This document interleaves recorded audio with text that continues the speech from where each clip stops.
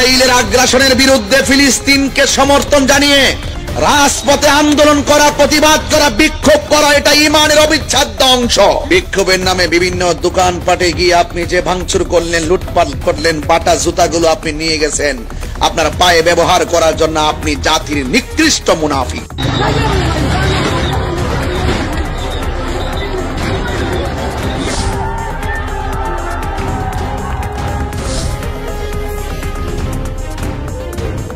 ইসরায়েলের বিপক্ষে কেএফসি ভাঙচুরের বিন্দুমাত্র ছাড় দেওয়া হবে না।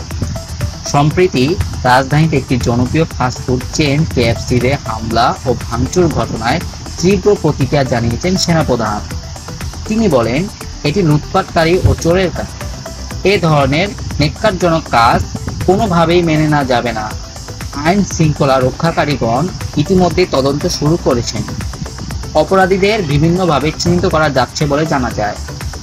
ঘটনার সূত্রপাত হয় ইসরায়েলের বিরুদ্ধে বিশ্বজুড়ে চলমান ক্ষোভের প্রেক্ষিতে।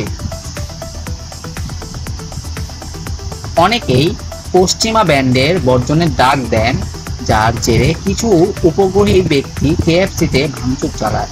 তবে সেনাপ্রধান স্পষ্টভাবে বলেন, প্রতিবাদের নামে যদি কেউ বিশৃঙ্খলা সৃষ্টি করে তার বিরুদ্ধে কঠিন পদক্ষেপ নেওয়া হবে।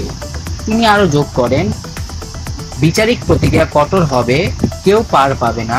দেশের আইন শৃঙ্খলা বিঘ্নকারীর বিরুদ্ধে বিভিন্নভাবে কঠোর শাস্তির ব্যবস্থা রয়েছে। পুলিশ জানিয়েছে, ঘটনায় জড়িত কয়েকজনকে ইতিমধ্যে শনাক্ত করা হয়েছে, যা দ্রুত গ্রেফতার করা হবে।